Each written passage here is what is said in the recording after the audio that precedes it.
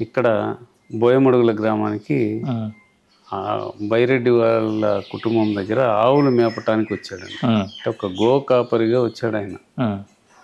ఆ గోకాపరిగా వచ్చిన తర్వాత ఆయన మామూలుగానే రోజు ఆవులు తోలుకొని వెళ్ళేవాడు. ఇక్కడ సురిగాలి కొండ అని ఉందండి.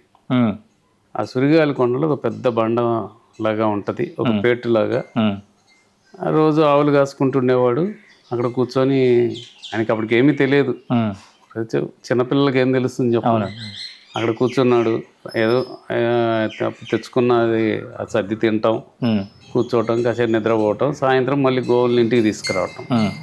అటువంటి టైంలో అక్కడ ఆయనకి ఒకరోజు ఉన్నట్టుండి ఆకాశం కారు మబ్బులు వచ్చేసి కమ్మి విపరీతంగా వర్షం పడుతుంది. ఆ టైంలో ఆయన ఆకాశం వైపు చూస్తే పెద్ద ఉరిమి ఒక మెరుపు మెరిసి, ఆ మెరుపులో సాక్షాత్తు శ్రీ పట్టాభి సీతారామస్వామి వారు లక్ష్మణ ఆంజనేయ సహితుడై ఆయనకి ప్రత్యక్ష దర్శనం ఇచ్చారు. ప్రత్యక్ష దర్శనం ఇచ్చి ఆయనకి సాలగ్రామం ఇచ్చి, ఈ వెండి బెత్తం ఇచ్చి, నేను చెప్పినట్టుగా చేయమంటే ఆయన చెప్పినట్టుగానే ఇక్కడ ఇప్పుడున్న ఈ గుడి స్థానంలో అప్పుడు ఏమీ లేదు.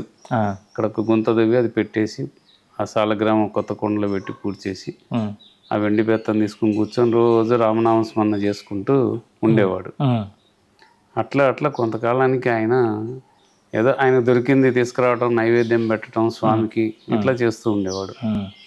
తర్వాత ఆయన ఆ రామనామ స్మరణలో లీనమైపోయి తర్వాత ఒక అవధూతగా మారిపోయాడండి ఆయన. అట్లా క్రమేపీ ఈయన ఇట్లా అక్కడ ఒక పిచ్చిరెడ్డి స్వామి ఉన్నాడంట. అక్కడికి వెళ్తే భూత ప్రేత పిశాచాలన్నీ వెళ్ళిపోతాయంట, సంతానం లేని వాళ్ళకి సంతానం కలుగుతుందంట. ఇట్లా ప్రాచుర్యం జరిగి చుట్టుపక్కల పల్లెటూర్లు కానీ కడప, బద్వేలు, మైదుకూరు, గిద్దలూరు, నంద్యాల, ప్రొద్దుటూరు, ఇట్లా వేరే వేరే చోట్ల నుంచి జనాలు రావడం స్టార్ట్ అయ్యారు. ఏం చేశాడంటే ఈయన ఈ రామనామస్మరణ చేస్తూనే ఒక శిలాఫలకం మీద నీట్గా ఆయనకి ఎట్లా కనిపించాయో ఆయనకు చేతనైన రీతిలో ఆయన చెక్కి ఆ శిలాఫలకాన్ని ఈయన ఎక్కడైతే ఆ సాలగ్రామం పెట్టారో ఆ సాలగ్రామం మీద శిలాఫలకాన్ని పెట్టారండి. ఆ శిలాఫలకంలో రాముడు, సీత, లక్ష్మణుడు, భరతుడు, శత్రుఘ్నుడు, శుకుడు, వశిష్ఠుడు, ఇట్లా అందరూ ఉన్నారండి.